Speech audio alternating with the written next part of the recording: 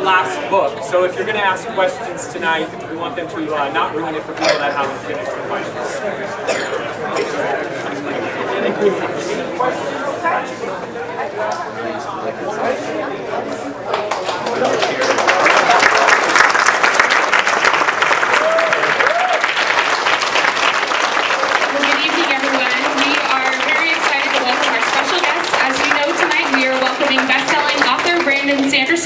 and longtime editor Harriett McDougall. They're here tonight for discussion and signing of the final book in the Wheel of Time series, A Memory of Light. Please welcome Brandon and Harriett.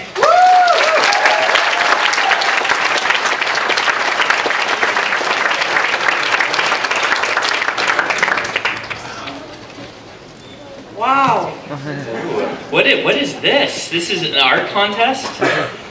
Play-Doh art contest? And or drawing contest. Are we supposed to judge this, or is this no? Oh, we used to be giving out prizes. Well, thank you for my initials. Yes, I like the dragon quite a bit. That must be Tom, Maryland. Yes, with the mustache. Yes. Oh, nice. Can we eat them? Well, what is this? What is this volcano? That does not seem Wheel of Time themed. Dragon Mound? Dragon Mound doesn't have lava flowing out of it. It's got apple trees. Oh, it does have apple trees. Okay, that gets some points. What we're going to do? Oh yes, we have Hopper too. It appears. We are going to do a Q&A primarily tonight. We found that people really enjoy those. We can kind of dig into some stories about writing the books or things like that. And after that, we'll do a very short reading for you. Harriet's like, oh no. Yes, I make her do the reading. I like that. Yeah, Harriett will do a reading. And so what we're going to do is I'll take questions by group so that there's like not 50 billion hands going up at once, and then I will repeat the question, even if your question's for Harriett, just so it goes over the PA system here so everyone can hear it. But it can be for either one of us. Just feel free to ask what you're curious about, and we'll do the seated portion right here first. Anyone have a question for us? Yes, in the back. Loyal is one of my favorite characters in the book. Did you write most of him in A Memory of Light, or did Robert Jordan? The question is about Loyal. And whether in A Memory of Light his scenes were written by me or Robert Jordan. And I'm going to have to give you a somewhat unsatisfying answer to this one because for the time being, at least in large groups, when I give responses like this, I'm staying away from saying too much about what I wrote and what Robert Jordan wrote. If you ask me personally later on, I can say it. The reasoning being that I don't want people who are still reading the book. By the way, who hasn't finished the book yet? Let's just show of hands, okay? There's quite a few of you. A lot of people actually wait to read the book to buy it when we come to the bookstore and things like that, to get a personalized copy and things like that. So, because of that, I don't want people reading the book looking for me or looking for Robert Jordan. I've made a few exceptions to this, just so that, because people already know, and there are a few things I've talked about. For instance, the epilogue of this book was written by Robert Jordan, almost entirely. There's one little portion that was mine, but mostly that's Robert Jordan, and he wrote it very early on. One of the first things he wrote for this book. It's the ending he'd been talking about for years that he knew in his head, and so he did write that part. But for the most part, we'll stay away from that, so you can ask that one later of me, okay? But that also means no spoiler questions. In specific for the last book. You can ask those later on when you come through the line, but for now, don't ask them because we don't want to spoil the book for anybody. Okay, any other questions in this group, right here? Were there any characters that you wanted to include in A Memory of Light, like from the point of view or just about them that you didn't get to? Were there any characters that I wanted to include in A Memory of Light that I didn't get to? Actually, no. I got everyone in there that I was planning to get in there. There are a lot of different viewpoints in this book. There are two major sequences that we cut for pacing reasons and things like that. One is actually in a charity anthology called Unfettered. that's coming out. You can just Google Unfettered Anthology. Barnes & Noble, I'm sure, can order it in for you when it comes out. And it's donated to, the proceeds are donated to a member of the fantasy and science fiction community who has monstrous medical bills from cancer. And they're to go to pay for those bills. Anyway, that sequence we donated to that anthology. And you can read up on one character who I added a lot of viewpoints for that just didn't end up working. And so we cut it out. But otherwise, everything's in there that I had planned to put in the book. Thank you. Other questions, right here. For Harriet, what are the top 3 characters that you feel that your personality most dominated in their characteristics and place? All right, the question's for Harriet. And the question is, what are the top 3 characters that she thinks her personality ended up dominating that character's way of thinking in the books? That's a very tempting question. I could say Grendel, Mugetti, and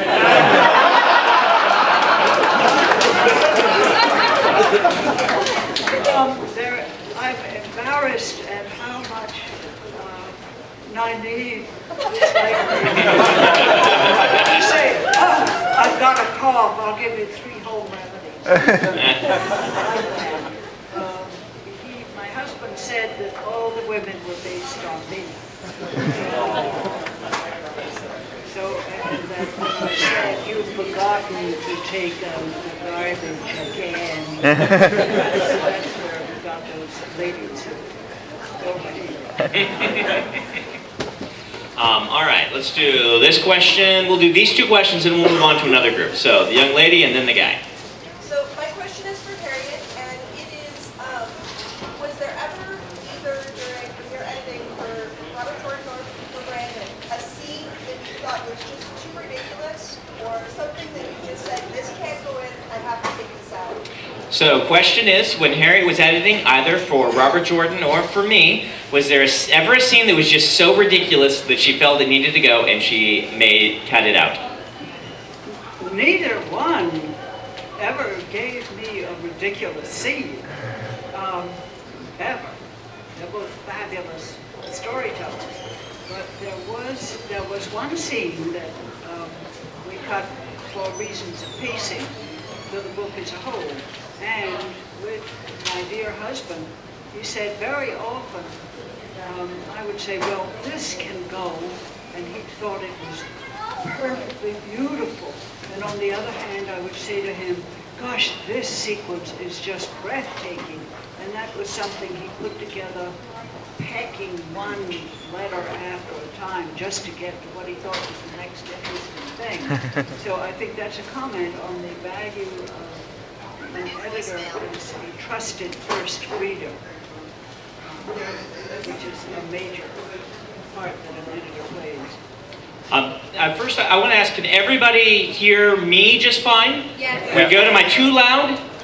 No, okay. How about Harriet? Can't hear. Can't hear? Okay, Harriet, speak up a bit. Here, can't see. Hold the mic a little closer. Better use your mic. I think you Share a mic.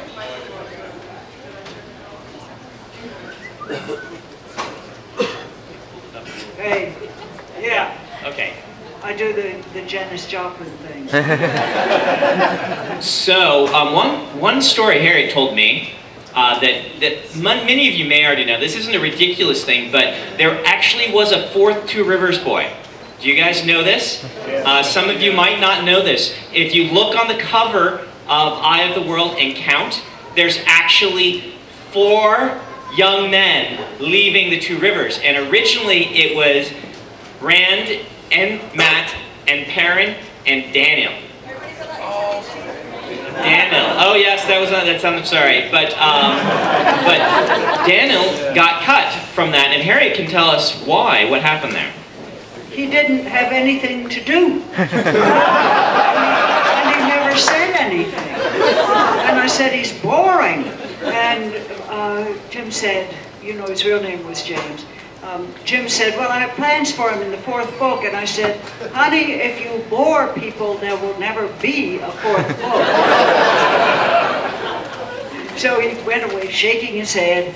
And a day later he said, I'm embarrassed at how easily he unzipped. All right, there was one more question over here, and then we'll move on to another section. One of your videos, you mentioned that you have a document that you just pull all these different experiences, and it's called Cool Stuff that I have to use sometime. Was there anything from that you used in this book? The question is, I have a document. I actually keep it on Dropbox, and it's synced to my phone and to every device I have, which is called Cool Stuff I Need to Use Sometime, where when ideas strike me, I write them down. And then later on, I plumb those depths looking for cool things to use. And yes, there are a few things that ended up in the sequence I worked on that came out of there. No, I can't tell you what they are right now. Because they're too spoilery for the last book. But maybe when you come through the line yourself and you ask, I can give you more of an indication on that. They're very minor things. Well, there's one I can tell you. For a long time, as a reader of the Wheel of Time books, because I started reading in 1990. Let's see it. How many of you guys picked it up 1990? There we are. That's the older group of the crowd. Some of us. I picked it up in 9th grade in 1990 and been reading ever since. And one of the things I really liked were gateways. I thought you can do so many cool things with this. And as a young writer, I brainstormed all of these wacky cool things that you could do with gateways. That someday I'm like, I'll use this in a book someday. And then when I actually started writing my own books, I thought, I can't do gateways because Robert Jordan did them, and I've got to stay away from doing stuff Robert Jordan did. I've written about this. If you go back into my writings before I was involved in the Wheel of Time, I'll mention things like, the Wheel of Time did this so well that I don't want to approach that because I don't want to feel like I'm copying Robert Jordan's space. I want to go different directions. And so those just stayed there in my file of things that I wanted to do. Until one day, I started writing a Wheel of Time book. And I looked and said, wait a minute, I don't have to stay away from this anymore. And so that's one of the things. Some of my wacky ideas for gateways got kind of stuck into Androl's head and used in the books. So. All right, let's go to the standing crowd in this kind of area, and then we'll go over to the sitting group over there. So right here. This kind of feeds off the last question. I'm pretty impressed, and you're somewhat well known for your kind of zany magic systems in the various books. To what extent is the Wheel of Time an inspiration for that, and how has writing that magic system been? It's a good question. So I'm known kind of for magic systems and doing different things with those in my own writing. How did the Wheel of Time influence that, and how was it writing the Wheel of Time with that background? It was very interesting. Yes, the Wheel of Time it was one of those series that opened my eyes a bit as a young fantasy reader because while certainly it has some Tolkien-esque aspects to it, the focus on human characters, primarily in humans, rather than all the fantastical sort of characters which were a staple of fantasy at the time, was something that I really liked. And you'll notice my own work, there aren't a lot of different species. Because I like to tell stories about human characters. It resonated with me. It's not saying that it's a bad idea to go the other way. There's some fantastic stories that don't, but that was one of the things. And another thing was the way that he did the magic with the weaving felt so much more complex and so much more interesting than a lot of the magic systems I've been reading. Again, not to downplay what other authors did, but I'd been reading a lot of David Eddings at the time, and the David Eddings magic system is very simple. You want it to happen, so it does. And in the Wheel of Time, there were all these rules and restrictions, and I saw how it forced the characters to be more clever, in a lot of ways more interesting, because of what they couldn't do. And that was foundational in how I'd started approaching magic myself. When it came time to work on the Wheel of Time books, I know that a lot of people who had read my books were expecting me to go kind of further with the magic system because of that thing I'm known to do. I made a conscious decision when I started working on them that I wouldn't do that because the Wheel of Time magic system I feel works like it is. And if I tried to take it a different direction, it would be bad for the series. It's a fantastic magic system. One thing I did let myself do is there are a few areas of it that I let myself explore. One is the world of dreams, and one is gateways. And primarily those two things are because those were the two parts of it I was most fascinated by as a young reader. And those are the two that I started coming up with ideas even when I was a teenager for how I would approach doing a similar story. But I consciously decided to avoid making a lot of new leaves because I felt like there was already enough there to work with, and these last books these weren't the place to be expanding and adding lots of new leaves. This was a place to be narrowing down and focusing on what we know already. Certainly there are some things I needed to do, and there are some things in the notes that were to be discovered and things like that, and I certainly used those, but I put just a little bit of restriction on myself to stay away from adding lots of new leaves and using what we already have. All right, other questions? Yes, right here. Who's your favorite character to write, and who did you kind of see yourself the most in? Who is my favorite character to write, and who did I see myself the most in? As a reader, I had always been a fan of Perrin. He's my favorite, and I was Team Perrin for many, many years, and I know, Perrin, and this is actually one of the things I love about The Wheel of Time. Perrin had kind of a slump in some books, and that was intentional. Robert Jordan wrote it this way, and that's a way that we build tension as writers, by having a character not do the stuff that we want them to do. But I will tell you, I remained a Perrin fan, even when Perrin was in a bit of a slump and Matt was being awesome. I've been saying you don't stop being a Cubs fan just because, well, they're the Cubs. You stick with it. So Perrin has always been my favorite. I will say that in writing the books, Perrin was also the most natural to me, and I really enjoyed writing his parts. But Matt is really tough to write, and things that are really tough to do can be really cool to approach as a writer. And by the end, I found myself really enjoying the Matt sequences, particularly in A Memory of Light, that I really looked forward to writing Matt because he was such a challenging character to figure out and to get right. And he challenged my skills as a writer more than any other character in the books did. And walking away and being done with The Wheel of Time, not being able to do any more Matt is actually the saddest part of it for me, because he is so challenging a character and so many layers and so complex. And to head off a few questions that we get commonly, a lot of people ask, are there going to be any more Wheel of Time books? And the answer is no. People know that Robert Jordan left some notes for 2 more prequels and for a sequel trilogy. Number one, the notes are very sparse. But also Harriett can talk on this. Jim was very uncomfortable with the idea of people writing in his world.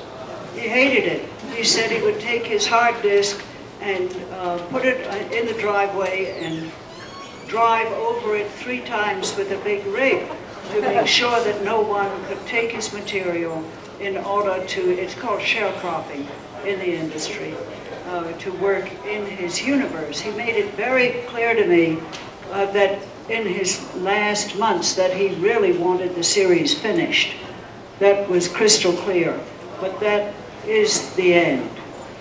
He had signed a contract for a trilogy of what I refer to as the outrigger books. But you know what he left on that? It was either 1 or 2 sentences. Not enough. And Harriett has said she will eventually release those sentences. She said sometime like April, May. Believe it or not, there's a spoiler. Yeah, there's a spoiler.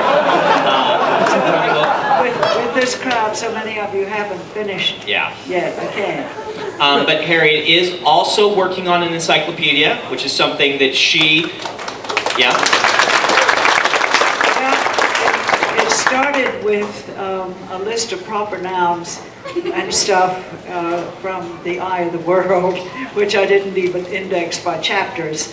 That was long ago when dinosaurs roamed the earth. I was a copy editor and had also worked editing indexes and stuff. So I began keeping these, but it's now with all the named characters in the series. There is this huge document known in-house as the Raw Glossary, but it's the foundation of the encyclopedia. And now it just has to be shaped, and the final book's material, the new stuff incorporated. But that's a work of at least a full year. But it'll come. It will. Okay, I have to keep going by section, sorry, but we will, there was a hand over here for someone standing.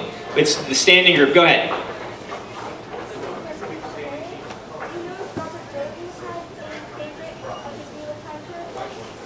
The question is, did Robert Jordan have a favorite character in The Wheel of Time? Yes, he did. It was the one he was writing that day. And he said so. And he'd come slouching into the house for dinner, so doing like this, crawling along the wall, and you've been writing pad and vein. I said, how did you know that? But he pointed out every one of us thinks that we are a marvelous human being and that we had to do those murders because we were forced into it. He saw that very much about human nature. So he really did find a way to write all of his people from a position of love for the person he was writing. I will say a fun little story on this. I only, on scenes writing Pat and Fane, got one piece of direction from Harriet, editorially, more than line heads, one larger piece. When I sent the scenes to her, she wrote back and said, needs more crazy. And so that's the Pat and Fane scenes were revised with more crazy involved. Okay, let's go to this region over here, right here with the beard.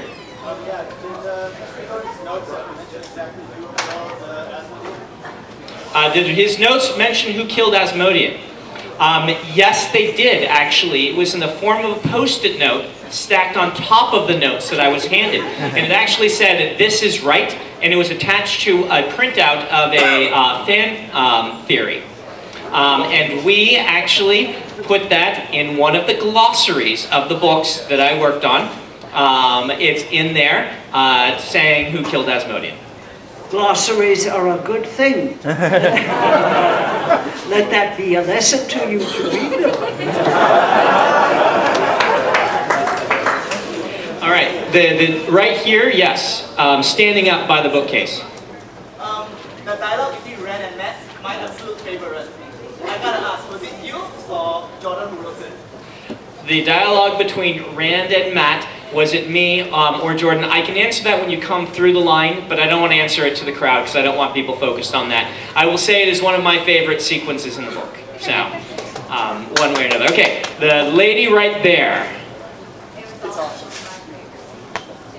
I wanted to say how much I enjoyed in this book. Everything was right spot on. I wanted to ask Harriett if the encyclopedia could have any illustrations. Will the encyclopedia have illustrations? Yes. And for anyone who hasn't heard the story about the day you got the phone call, could you share that with me? The day I got the phone call? I will share that story. By the way, I've heard Harriet say on previous occasions regarding the illustrations for this one that there will be more time given to the illustrator than was given to the illustrator of the guide to Robert Jordan's Wheel of Time. Don't be too down on the illustrator of that book. They're a fine illustrator, there just was not time, and there were some miscommunications and things regarding that book, and that's why the art has been widely regarded as being a little bit subpar. So, how I got the phone call is a wonderful story. Do we want to go through the whole story with your end too, or just yeah, for time? Okay. So, I did not apply to do this. In fact, I consciously did not. And so I did not, I assumed when Robert Jordan passed away that the book was in someone's hands. And I was, I was a long-time Wheel of Time reader and a long-time fan. I I did write a eulogy for Robert Jordan on my website, which you can still find. And unbeknownst to me, a friend of Harriet's put that on her desk. And Harriet read that, and through various courses of events, decided to give me a call and ask me if I would be interested in working on the Wheel of Time. I got it as a voicemail because I don't get up terribly early in the mornings. Here's a little secret for you.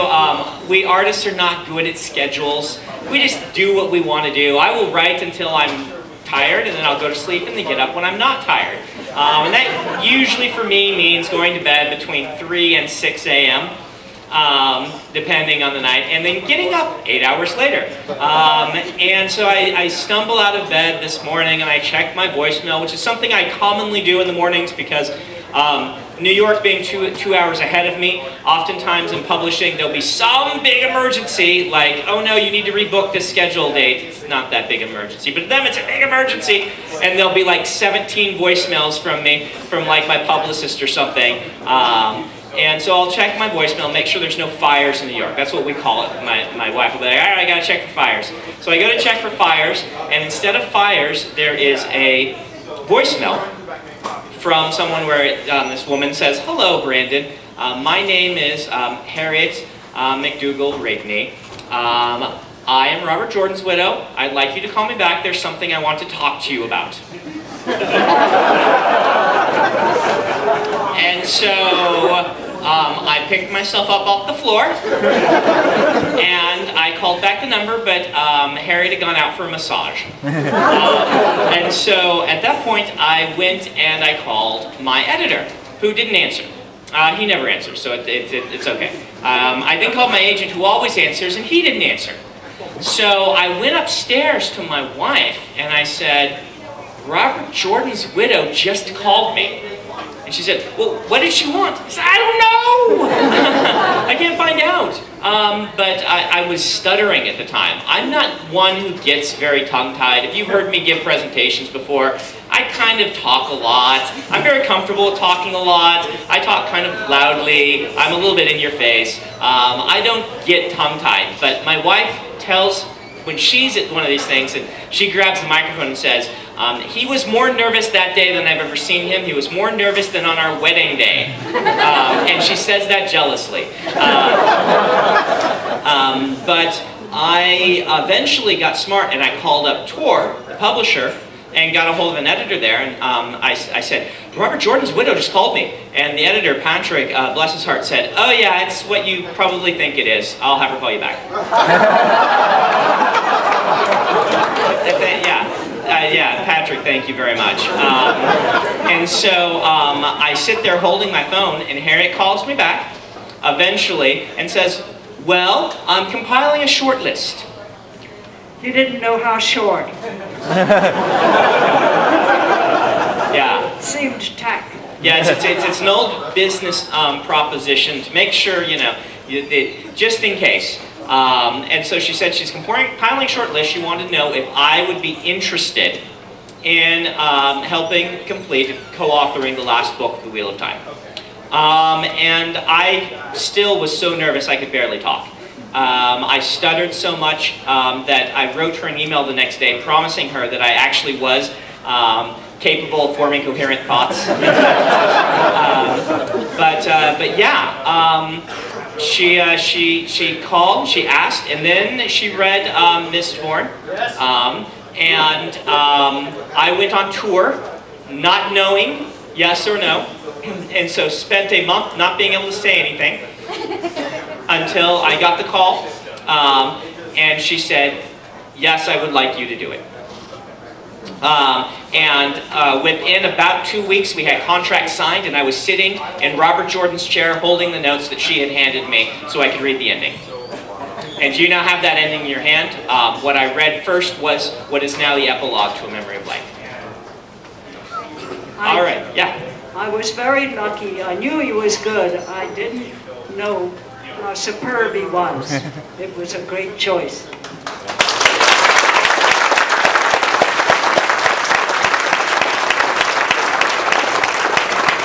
Okay, so more seated questions over here. Right there, sir.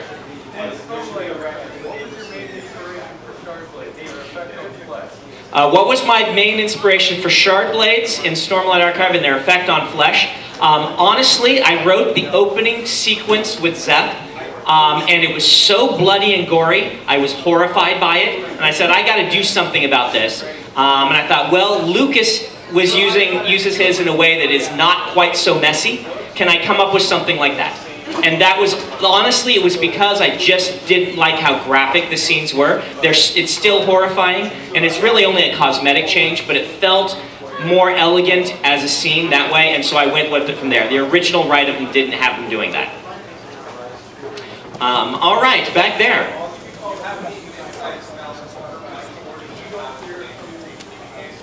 I'm afraid you're going to have to belt that out. I couldn't hear it. Do you have any insights about where the creature pattern thing came from? Where the creature pattern thing came from? Do I have any insights? Well, let's ask that one of Harriet. Harriet, do you know what the inspiration for Patton Fane or the creature he became, what Robert Jordan's inspirations were? Shadow Logoth, of course. I don't know of any inspirations outside of his own work and imagination. There may have been.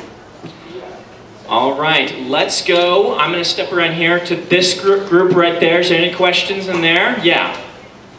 Who was your favorite villain to write for Wheel of Time? Who was my favorite villain to write in the Wheel of Time? It would probably be Demandred. I had a lot of fun with Demandred. All right. Any questions in this group? Yes.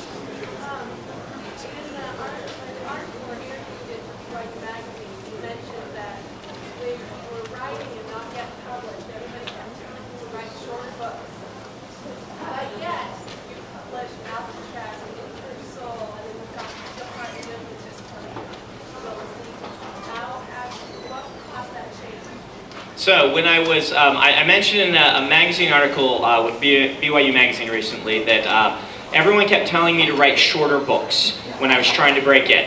And my attempts to write shorter books did not work very well. And The Way of Kings came out of my desire to tell the story the way I wanted to tell it. I have great admiration for people who can write very short stories. Some of my favorite stories, like Harrison Bergeron is one of my favorite stories ever, and that's like 5 pages of brilliance by Kurt Vonnegut. And I have great admiration for people who can do the short form. And I think that one of the reasons I was bad at it originally is because I had not studied it, I had not read it specifically, and another thing is, the stories I was trying to tell, I was artificially cramming into the wrong length. And these are things that as a writer you come to understand. I was writing shorter books for the wrong reasons. I tried to write books that I thought that New York would like, rather than books that I wanted to be writing. And it wasn't the length that was so much the problem, it was the fact that I was saying, well, I can't write what I want to write because no one will buy it, so I'll try writing this other thing that I think they will like instead. And that led me to failure. And again, the length was not the issue, it was that mindset that was the issue. As I do have some shorter works coming out. In fact, thank you for the segue. I will mention they do have copies of The Emperor's Soul here, which is a book I released in November. It is a shorter book, but it is, I think, the finest short work I've ever done. And if you haven't ever read one of my books, I would highly recommend that one to you. It is set in the same world as Elantris, but it is independent of it. And it is one of the things that I think they have some copies of here that I would like to point your eyes toward.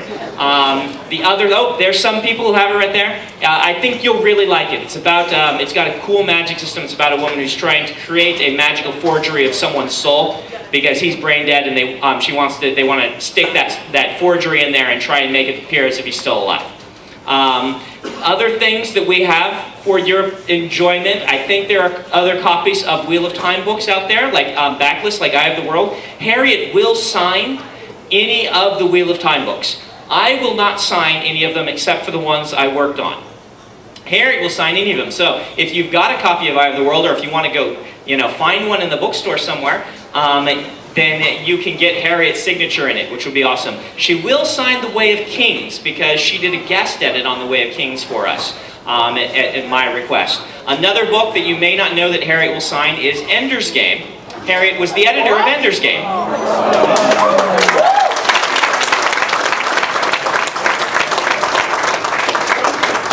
And she's not very good at singing her own praises, so I will sing them for her. She was the first editorial director of Tora, the first person Tom Dory hired when he founded the company, and she found Ender's Game and Eye of the World, the two most important books in science fiction and fantasy of our era. So that's who this person is that you are getting to sign your books.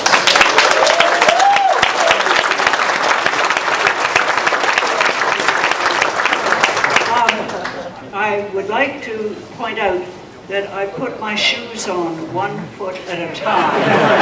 Just like you. Let's do one more question and then we'll go to the reading. Is there anyone over here? All right, go for it.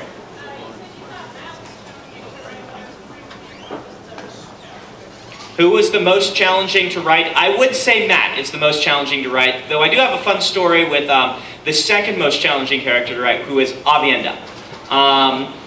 As a writer, one of the hardest things to do, but the most satisfying things to do, is to try and write someone very different from yourself.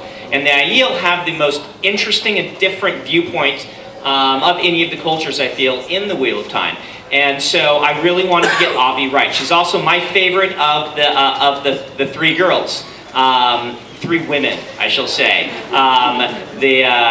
And so I really wanted to get Avi right. I wanted to make sure that Avi was well represented. And so one of the very first scenes that I wrote for on this was Avienda.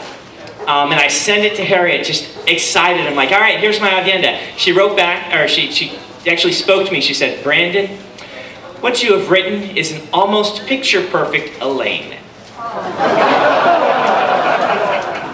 Go ahead and try again, dear.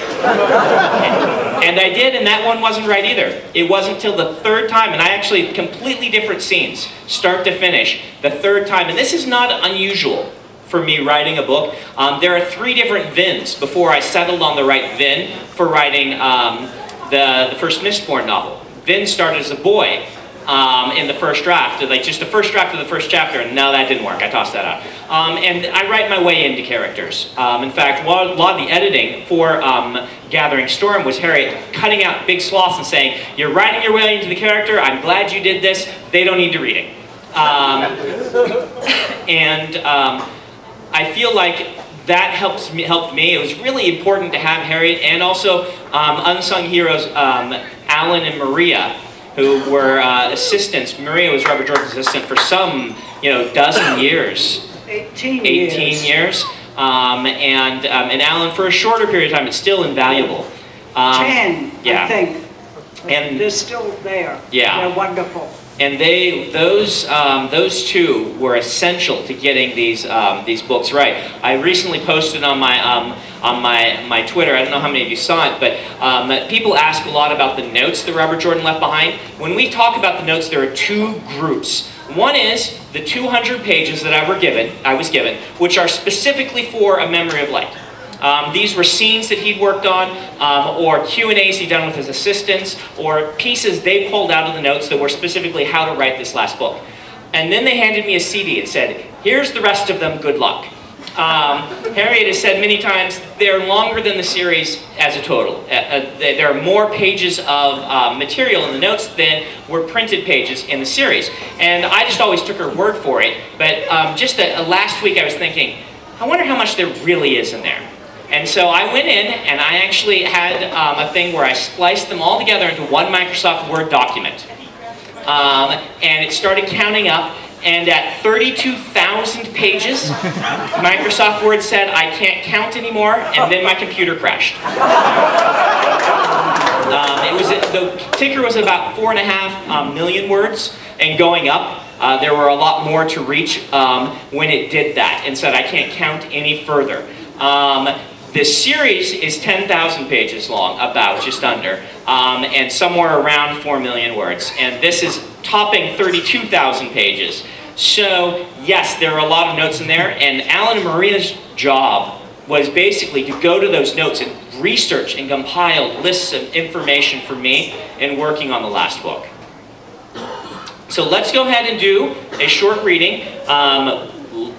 We, meaning Harriet, I One thing that I tried to think, what would make this special for people who came. This is the last signing for a Wheel of Time book, at least last signing for a Wheel of Time novel that we will have.